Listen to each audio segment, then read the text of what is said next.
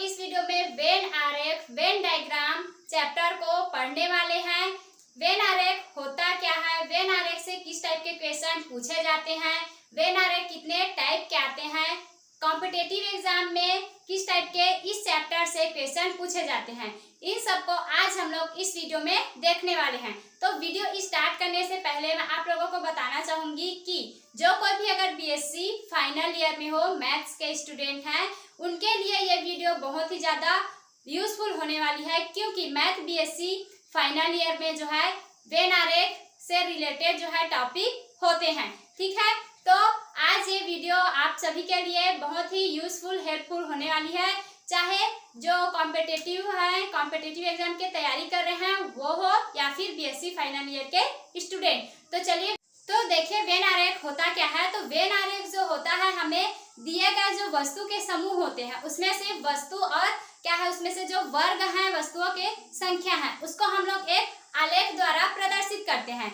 जिसे यानी कि निरूपित करते हैं, जिसे बोलते हैं हम लोग वेन आरेख। तो वेन आरेख से क्वेश्चन जो है दो टाइप से पूछे जाते हैं, और कौन कौन से है उसे हम लोग देखते हैं। तो पहला होता है जो हमें क्वेश्चन दिया होता है, ठीक है, जो क्या है हमें क्वेश्चन दिया होता है उसे हमें आलेख के द्वारा यानी कि इस टाइप से गोला गोला करके दर्शाना पड़ता है। अब ये गोला जो है यानी कि आरेख जो है कितने प्रकार के होते हैं उसे हम लोग आगे वीडियो में देखने वाले हैं। तो देखिए पहला तो क्या हो गया कि हमें जो क्वेश्चन दिया जाएगा उसे हम लोग आलेख के द्वारा प्रदर्शित करेंगे।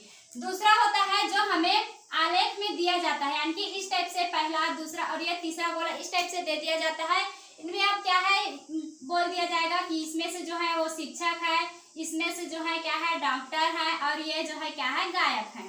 तो इस तरीके से फिर इनकी संख्या पूछेंगे, फिर इन तीनों में से कितने व्यक्ति ऐसे हैं जो तीनों काम करते हैं। तो इस टाइप के क्वेश्चन दिया जाता है। ठीक है, तो दो टाइप के क्वेश्चन हो गए। पहला जो है पहला क्वेश्चन में हमें जो है क्वेश्चन दिया जाता है उसे आलेख में प्रदर्शित करना होता है। दूसरा जो होता है हमें आलेख दिया जाता है और हमें क्वेश्चन के रूप में उसे संख्या के रूप में दर्शाना होता है। तो ये हो गया टू टाइप्स। अब देखिए हम मतलब कि आलेख को किसको कैसे प्रदर्शित करेंगे उसको समझते हैं। तो पहला टाइप का आलेख होता है इस तरीके से, पहला, और ये हो गया दूसरा। तो दोनों जो है अलग अलग होते हैं। मान के चलते हैं ये ए है और ये बी। तो इसका मतलब क्या है, दोनों अलग अलग गोले के रूप में है, दोनों अलग अलग आलेख के रूप में है। तो इसका मतलब ना तो ए का बी से कोई संबंध है, ना ही बी का कोई ए से संबंध है। तो पहला ये हो गया। दूसरा आलेख होता है ये पहला गोले के अंदर में दूसरा गोला होता है, ठीक है, यानी कि ए हो गया और ये बी। इसका मतलब ये होता है कि जो बी है, ठीक है, क्या है, जो बी है पूरी तरीके से ए में समाहित है। जैसे कि ए को हम लोग मान के चल रहे हैं देश, बी को मान के चल रहे हैं राज्य। तो देश में ही तो पूरा राज्य समाहित है। ठीक है, तो इस तरीके से तीसरा आ जाएगा हमारे पास ये एक गोला और ये हो गया दूसरा गोला, यानी कि ये हो गया ए और ये हो गया बी। तो अब ये क्या है, एक दूसरे से आपस में जुड़े हुए हैं। इसका ये मतलब होता है कि ए जो है कुछ ए कुछ बी है, कुछ बी ए है। ठीक है, तो इस तरीके से हमें तीन ही आलेख के द्वारा वेन आरेख जो होता है क्वेश्चन को सॉल्व करना है, जो कि बहुत ही इंटरेस्टिंग होने वाला है। तो बने रहिए वीडियो के अंत तक। वीडियो में चलिए हम लोग आगे बढ़ते हैं क्वेश्चन की ओर। तो चलिए हम लोग प्रश्न के माध्यम से समझते हैं। तो देखिए प्रश्न दिया गया है, निम्नलिखित आरेख में तीन वर्गों में आने वाले व्यक्तियों की संख्या को तीन संयुक्त आरेखों के माध्यम से निरूपित किया गया है। इन आरेखों में से त्रिभुज के द्वारा लेखकों को, वर्ग के द्वारा संपादकों को तथा वृत्त के द्वारा मुद्रकों को निरूपित किया गया है। इन आरेखों का अध्ययन करके यह ज्ञात कीजिए कि ऐसे व्यक्ति जो कि लेखक, संपादक एवं मुद्रक तीन वर्गों के अंतर्गत आते हैं, उनकी संख्या कितनी है। तो हमें इस प्रश्न में क्या है, देखिए क्या क्या दिया गया है। इसमें जो है गोला यानी कि वृत्त जो है, वृत्त किसको दर्शा रहा है, यहाँ पे देखिए क्या दिया गया है कि वृत्त के द्वारा मुद्रक को। तो वृत्त को हम लोग यहाँ पे लिख लेते हैं मुद्रक। ठीक है, त्रिभुज, जो त्रिभुज है, त्रिभुज के द्वारा लेखकों को। तो त्रिभुज को किसके द्वारा दर्शाया गया है, तो लेखकों के द्वारा, मतलब कि त्रिभुज को लेखकों के द्वारा दर्शाया गया है। ठीक है, जो वर्ग है उसको संपादक यानी कि संपादक के द्वारा दर्शाया गया है वर्ग को। तो हम लोग यहाँ पे मान के चल रहे हैं कि जो वर्ग है वो संपादक है, त्रिभुज है वो लेखक है, वृत्त है वो मुद्रक है। तो हमें क्या बताना है, इसमें क्या निकालना है? तो इसमें हमें लेखक, संपादक एवं मुद्रक 3 वर्गों के अंतर्गत आते हैं, उनकी संख्या कितनी है।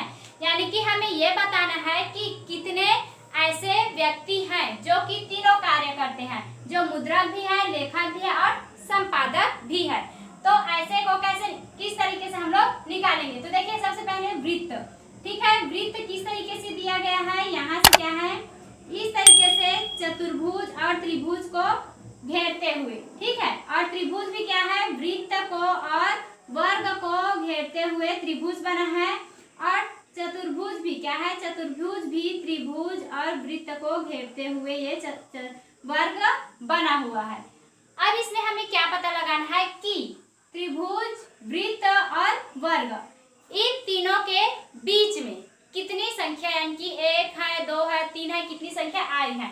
जैसे कि यहाँ पे 6 व्यक्ति सिर्फ लेखक का कार्य करते हैं, ठीक है, क्योंकि यह ना वृत्त से मिला है और ना ही वर्ग से मिला है। इसी तरीके से एक व्यक्ति ऐसे हैं जो कि संपादक का कार्य करते हैं। उसी तरीके से 5 व्यक्ति ऐसे हैं जो कि सिर्फ मुद्रक है। बाकी बच गए हमारे पास 4, 2 और 3। तो 4 और 2 और 3, इन्हीं तीनों में से हमारा आंसर आएगा।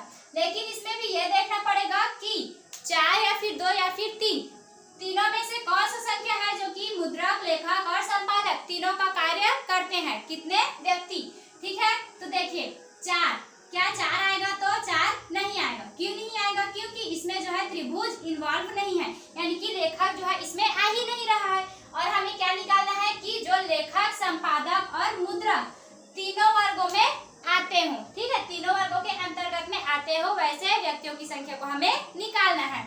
लेकिन इसमें त्रिभुज नहीं आ रहा है, यानी कि लेखक नहीं आ रहा है, तो 4 हमारा आंसर नहीं होगा। उसी तरीके से देखिए 3 को, क्या 3 आ जाएगा? तो 3 भी नहीं आएगा। क्यों नहीं आएगा? क्योंकि इसमें जो है वृत्त जो है उससे अलग हो जा रहा है। वृत्त जो है चतुर्भुज और क्या है, त्रिभुज, इन दोनों से इन्वॉल्व नहीं है, यानी कि 3 जो है सिर्फ चतुर्भुज और त्रिभुज में ही सिमटा हुआ, यानी कि चतुर्भुज और त्रिभुज में ही बस है, ठीक है। तो हमारा आंसर क्या आ जाएगा? 2। तो 2 कैसे में आएगा? देखिए, तो यहाँ से देखिए 2 को ये हो गया, त्रिभुज आ गया, ठीक है, 2 के अंतर्गत वर्ग भी आ गया और ये जो है वृत्त भी आ गया। यानी कि 2 ऐसा संख्या है जो कि मतलब कि 2 व्यक्ति ऐसे हैं जो कि लेखक, मुद्रक, लेखक और संपादक तीनों का कार्य करते हैं। तो जो कि हमें ए ऑप्शन में दिया गया है, इस तरीके से हमारा ए ऑप्शन जो है सही हो जाएगा। चलिए, ये हो गया पहला टाइप, ठीक है। दूसरा टाइप को देखते हैं, जिसमें कि हमें क्वेश्चन को वेन आरेख के रूप में निरूपित करना होगा। ये क्या था, हमें वेन आरेख दिया गया था, उसको हम लोग संख्या के रूप में हम लोग निकाले हैं, ठीक है। इसी तरीके से अब हमें वेन आरेख को बनाना होगा। इस टाइप से क्या करना होगा, हमें अब वेन आरेख बनाना होगा, हमें जो क्वेश्चन दिया होगा उसके अकॉर्डिंग। तो चलिए वीडियो में आगे बढ़ते हैं। तो देखिए क्या दिया गया है कि नीचे दिए गए वेन आरेखों में से कौन सा आरेख दिए गए 3 वर्ग हाथी, शेर तथा जानवर के बीच के संबंध को सही तौर पर निरूपित करता है। सही निरूपण करने वाले वेन आरेख का आरक्षण की ही आपका उत्तर होगा, ठीक है। तो अब क्या दिया है, यहाँ पे हमें 4 वेन आरेख दिए गए हैं, A, B, C और D। तो अब हमें ये क्वेश्चन जो है क्या बोल रहा है कि हाथी, शेर और जानवर, इन तीनों का वेन आरेख बताना है, यानी कि इन तीनों का आपस में क्या संबंध है उसे हमें बताना है, ठीक है। तो देखिए हमें A, B, C और D 4 तरीके से क्या है, 4 टाइप के वेन आरेख निरूपित करके दिए गए हैं। इनमें से हमारा सिर्फ एक ही क्या है, एक ही वेन आरेख जो है सही होगा, वह कौन सा है वो हमें ढूंढना है।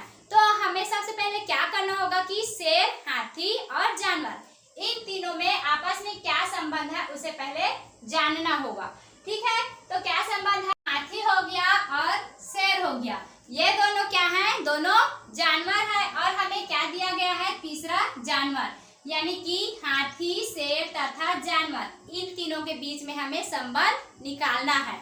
तो हम क्या करेंगे, जानवर जो है, जानवर के लिए एक आलेख इस तरीके से बना लेंगे।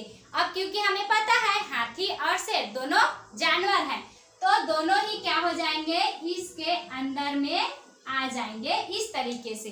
ठीक है ना, तो एक दूसरे से शेर और हाथी जुड़े हुए रहेंगे। ठीक है, तो क्या है, अलग अलग रहेंगे। क्यों अलग अलग रहेंगे, क्योंकि हमें प्रश्न में बोला ये नहीं गया है कि कुछ हाथी शेर है, कुछ शेर हाथी है। सिर्फ हमें ये बोला जा रहा है कि हाथी, शेर तथा जानवर के बीच के संबंध को सही तौर पर निरूपित कीजिए, या फिर जो वेन आरेख दिया है वो करता है, तो हमें सही उत्तर जो है निकालना है।